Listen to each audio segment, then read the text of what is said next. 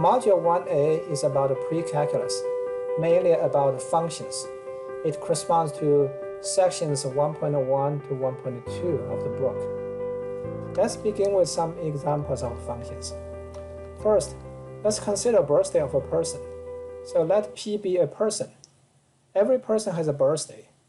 So if you pick a person, then you have that's your input, and then you have an output, which is the birthday of a person.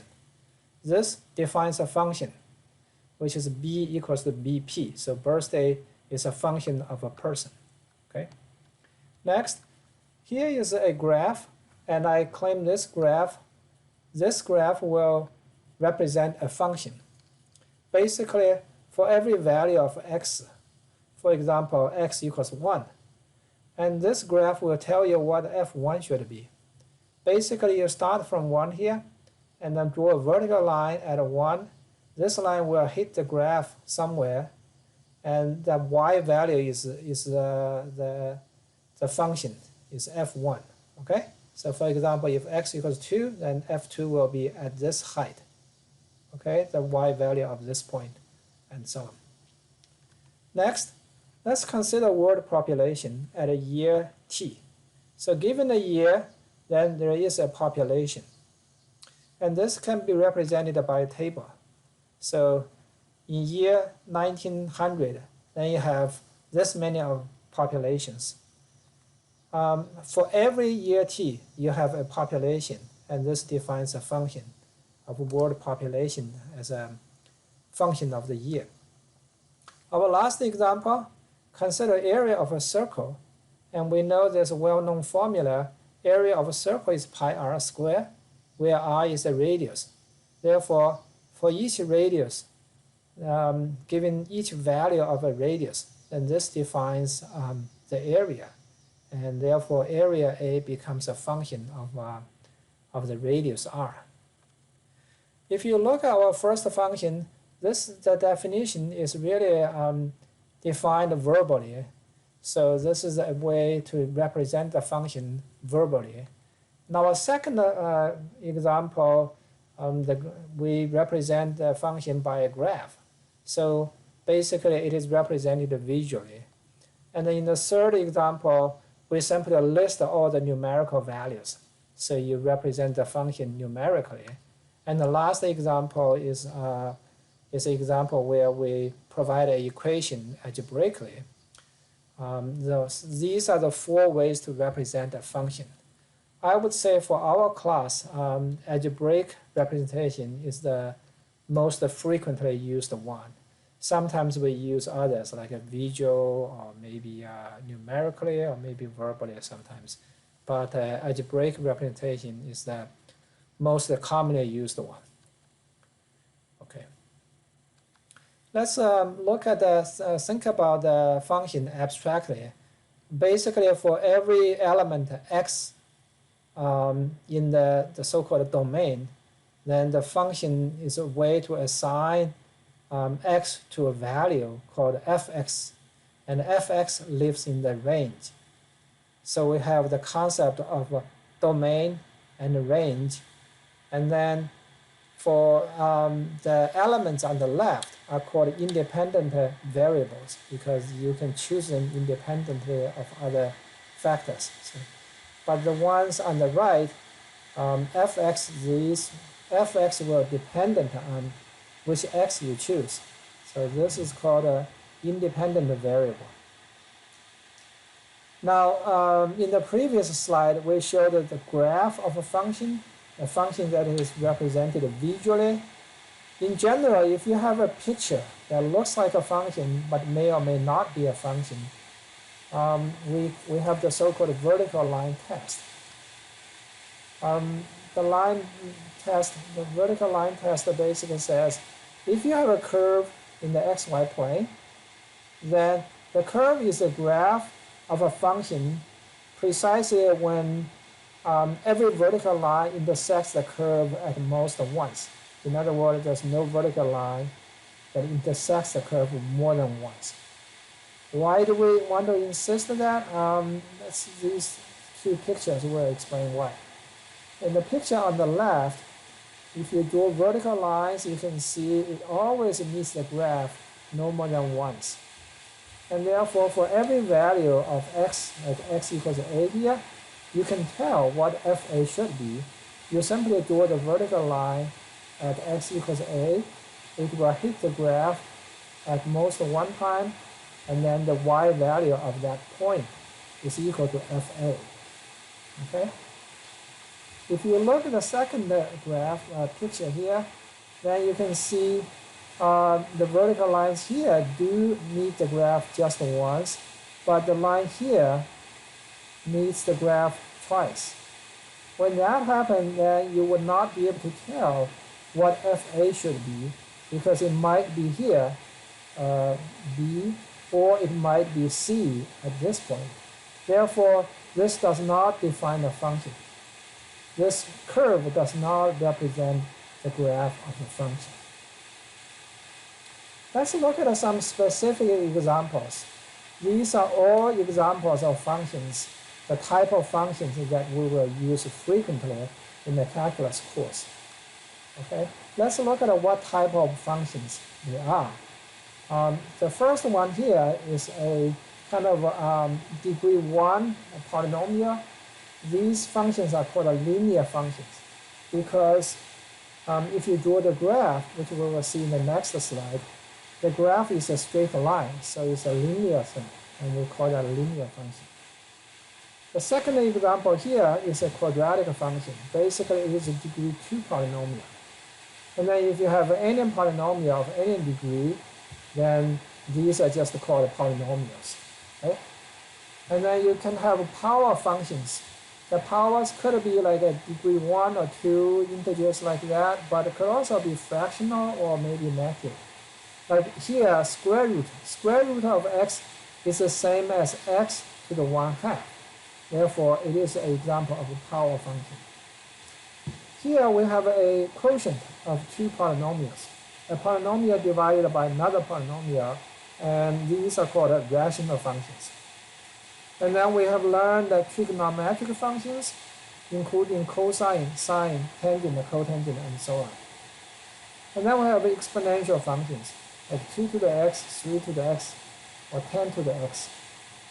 And if you take the inverse function of the exponential functions, these are called logarithmic functions. These 8 type of functions are the basic functions, most basic functions that will be used in calculus. With these functions, you can also build up more complicated functions by, for example, adding, subtraction, multiplication, or division. You can also compose them. And if you go through those processes, then you obtain more general functions like these. Let's look at linear functions more closely. So linear functions look like, as I said, it's a degree 1 polynomial. So that means x here has to have degree 1. So in general, it looks like a constant m times x plus another constant denoted by b here. Let me show you a picture of a linear function. If you look at fx equals 2x plus 1, then the graph looks like a linear function by computing the values of x and fx and create a table like this. So when x equals 0 here, and then you compute f0, f0 is equal to 2 times 0 plus 1, so it's equal to 1. And then when x equals to 1, you compute f1, 2 times 1 plus 1, that is equal to 3. When x equals to negative 1, then f negative 1, 2 times negative 1 plus 1, that is equal to negative 1. You can put more values if you want, but you can plot in those points here, 0, 1, 0, 1 is right here. Then 1, 3, and then minus 1 is here. You can see they are on a straight line. If you put more points, you'll see clearly this has to be a straight line. Okay? Now the y-intercept, b is our y-intercept.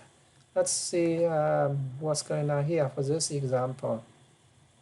When b is 1 here, when x equals to 0, then this disappears. So you just have f0 equals 1, so it's right here. And this is where the graph meets the y-axis. That's why it is the y-intercept. This is true in general. If you have mx plus b, you put x equals 0 and then f0 equals b, therefore b is the y-intercept. Now m is the slope. It's called a slope. This is basically equal to rise over run. So let's look at this example. When x increases from, let's say, from x equals 0 to x equals 1 here, so increase from here to here, then let's see how much y changes. Y will increase from here to here. So basically you're looking at x goes from 0 to 1, and then y will change from f1 then minus f0. This is your rise. You take that divided by 1, which is 1 minus 0. Okay? In this case, f1 is equal to 3. Then f0 is equal to 1 divided by 1 minus 0, and the answer is equal to 2. So the slope is equal to 2. In general, the slope is y2 minus y1 divided by x2 minus x1. So this is true in general.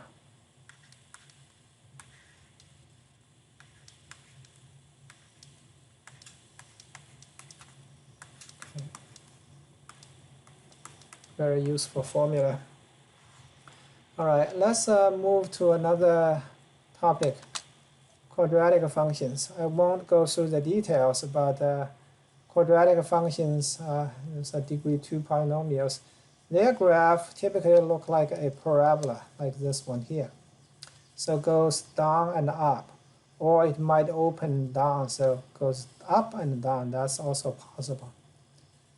Let's look at a more general polynomials. For example, for degree 3, here's an example for degree 3 polynomial, x to the third minus 3x. Its graph looks like this. In general, when you have a degree 3 polynomial, it goes up and down no more than 3 times. Okay, like this example here. And this is true in general. If you have a degree n polynomial, it would go up and down no more than n times. All right, let's look at the power functions here. Power functions are like a degree n powers. Those n could be integers like 2, 3, 4, and so on, but it could also be fractional numbers like square root of x is the same as x to the 1/2. You can also have x to the 1/3, or maybe x to the -1, and so on. The textbook provides a kind of graph for those functions. So here on the left, sorry. On the left, we have the graph for x squared, which is a parabola, as I mentioned. And then if you look at the x to the 4th, it is similar to x squared. It's not quite a parabola, but it's very similar. Notice that when x equals 0, it is always 0. So x squared gives you 0, x to the 4th gives you 0. That's why they both pass through 0, 0.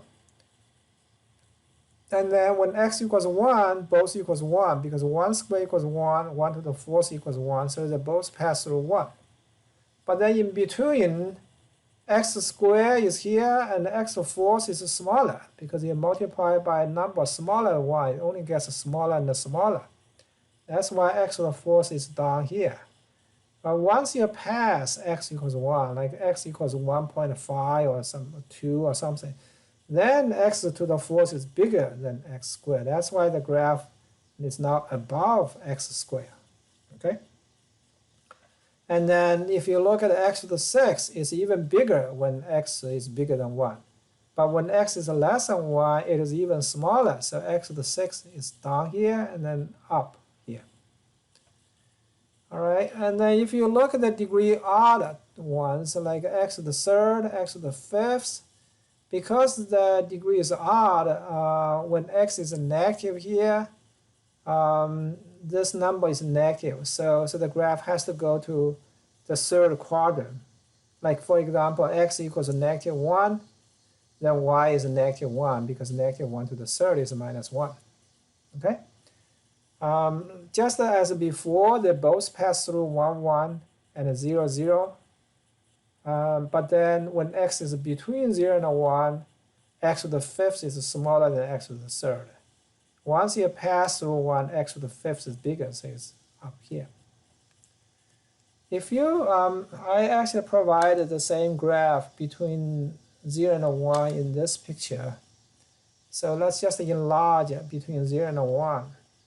I draw a bunch of power functions. In the middle is y equals x.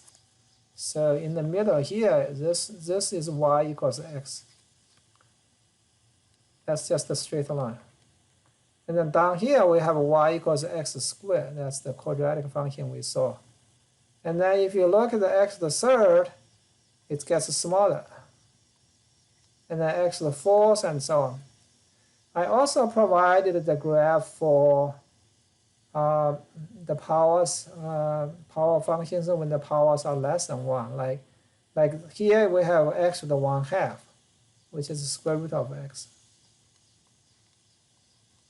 And then if you look at the x to the 1/3, then it goes further up. Okay?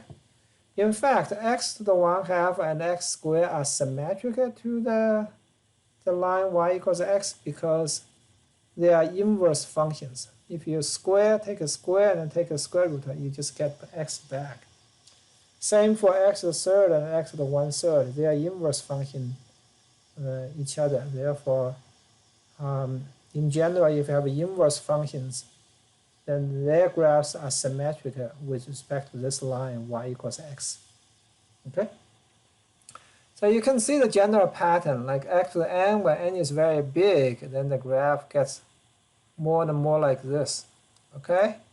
When n is infinity, then it's almost like this. Okay? So it's almost like a horizontal line and suddenly the vertical line. And then x to the like 1 over n, x to the some, like x to the some small power, okay, like 0.1, 0.01. Then the graph goes more and more like this. Okay. All right. Finally, let's show another example, the absolute value function. This is a unique function that is defined to be the absolute value, and absolute value is equal to x itself if x is bigger than or equal to 0. When x is less than 0, absolute value is equal to negative x. Some of you may get the impression that negative x should be negative. It is actually positive because x itself is a negative number. So we have a negative of a negative number, and it has to be a positive number. So absolute value is never a negative number. What does the graph look like? Well, when x is less than 0, it's a minus x. Minus x is the graph should look like this, y equals minus x. Then after 0, then it becomes x, so it's y equals x. Anyway, eventually the graph should look like this. When x is less than 0, it's this one. When x is bigger than 0, it's this one. Okay. All right, so this is all I'm going to talk about for pre-calculus, but you should read the sections in the book and also additional videos in the Web Assign. Okay.